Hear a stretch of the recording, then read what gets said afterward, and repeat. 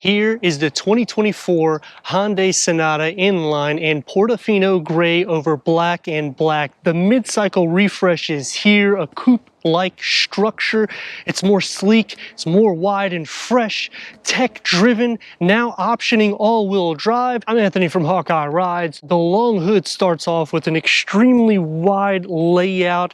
The horizontal daytime running lights spin across nearly the whole front fascia, which gives that tech image, but yet keeping it sporty. The headlights are hidden in the front bumper with the new Hyundai badge that's housed on top of the hood with the 2.5 liter inline 4-cylinder turbocharged, producing 290 horsepower and 311 pound-feet of torque, paired to the in 8-speed wet dual clutch automatic transmission for quicker shifts, achieving 23 mpgs for the city and 32 mpgs for the highway. The coupe style makes this the most aerodynamic Sonata ever. New wheel design, this is a 19-inch in spec with the inline badging. And now when I'm thinking about the refresh for the Honda Accord, I'm seeing that we have an option for all-wheel drive. We also have more performance underneath the hood. And going into Toyota, well, the same thing. They're all going this hybrid powertrain, which is not going to have the same performance as the inline, and it's going more towards the styling of the Crown, so it's a little bit more on the luxury side, whereas when you're looking for that hip, fun-to-drive vehicle, the Sonata ticks the box. And the changes continue to the rear. The whole bumper has been reworked. The inline gets the quad exhaust tips with the diffuser, keeping the sporty profile. Gloss black elements is going to surround the top of the trunk lid.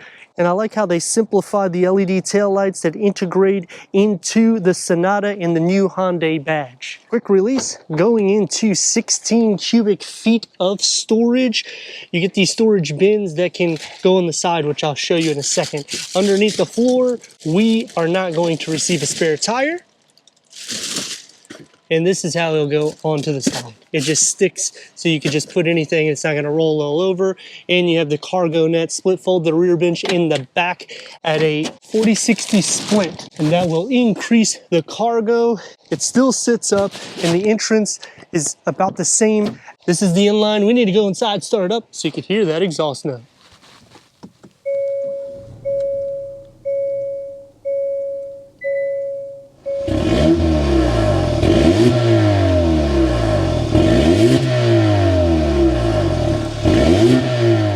12-way power seat adjustment for the driver, 6-way manual adjustment for the passenger. These are inline, so they're unique to the trim. Heated front seats, headroom, and leg room. Because it's the inline, we get the sport pedals. The passenger side gets a sleeve instead of a pass-through. We get the red that brushes into the air vents, a 1-panel, 2-screen layout, 12.3-inch, with Apple CarPlay, Android Auto, Sirius XM, AM, FM, streaming, Bluetooth audio. And you don't have to use everything here. The dual climate control, you can simply use the buttons, and the same thing with the infotainment screen, where you can go to your home page here. Put it into reverse, we now have a new shifter. Rock it back, and it's going to be a part of the screen. When you click onto here, you can make the screen more wide, or you can line it up for a tow, which I don't think you're going to be towing with this. I like how it's more cleaned up and yet still keeping a driver focus, but more simplified. The dashboard is more flat, 12 speakers through Bose, wireless charging pad, USB ports, and a 12-volt. The key fob for the mid-cycle refresh. Driving mode select. So when you go into the gauge cluster, you have normal, sport, and mime mode. And go through different information for the driver. It's going to be a little bit more sporty. Opens up inside. It's a deep storage pocket. A new steering wheel with the in badging. Contrast stitching in red. Perforated on the sides. A large panel moonroof, and the door panel configures it to the dashboard. It keeps the same unique style for the grab handle, one touch up and down for the front windows, and a long storage pocket with the beverage holder carved out in the center. Headroom and leg room. No storage behind the driver's seat, but you get a storage net behind the passenger, 2 USB ports, cup holders with an armrest, and the door is going to have the same segment that is found in the front, except the storage pocket is a little bit smaller.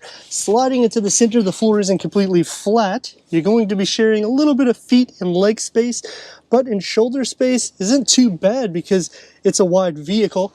Headroom becomes a lot more tight when you're sitting in the center at over 6 foot tall. 290 horsepower, 311 pound-feet of torque out of this turbocharged 4-cylinder. That's no joke.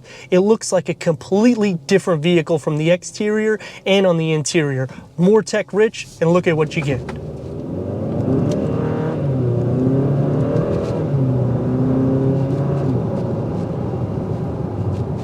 Still a quick car.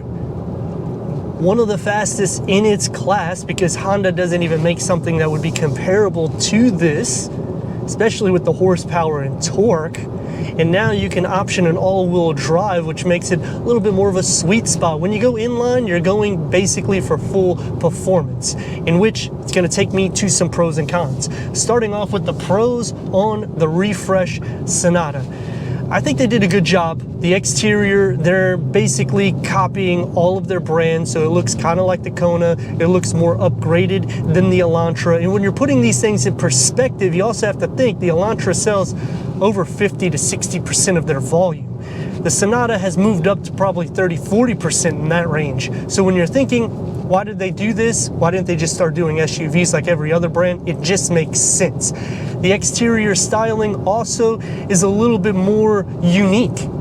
So when you're comparing it to Honda, Toyota, you can see this at nighttime and daytime because of the way the horizontal daytime lights are wrapped around the front, and on the rear they keep it wide and sporty with the quad exhaust tips. When you're thinking under 40 grand and you're getting this kind of style, it's a lot. Interior, a con for me is they do not offer power seat adjustment for the inline on the passenger side, because when we're at this variant, I would like to see pretty much every single thing unlocked, because inline gets special bumpers, you get the exhaust tips, inside gets the special seating, and we're getting heated front seats as well.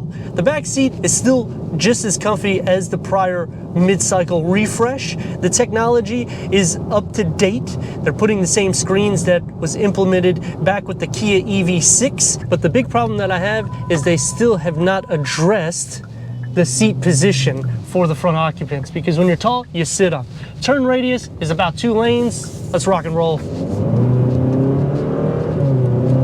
It is quick and on point. The steering is very light, so you can move in and out of lanes. Even though it's a long vehicle, it feels so sleek because of the wide profile. And in the interior, they give you more space because of the way the design is laid out for the front occupants. And another area I wish they would have addressed is the storage in the door pockets, because it's basically the same as the prior, but technology is up to date. Exterior looks more sporty and athletic. You get this brilliant engine with performance, and it's a wet dual clutch automatic transmission, so the shifts are going to be faster. Adaptive cruise control, lane keep assist. It's a lot of a package when you're considering under $40,000. But let me know your thoughts in the comments, and if you're new to the channel, consider subscribing. Check out the next video, merchandise, website, and Instagram. Leave a comment and a like, and I'd like to thank Hyundai of Newport Richey for giving us this 2024 Hyundai Sonata inline for our car review.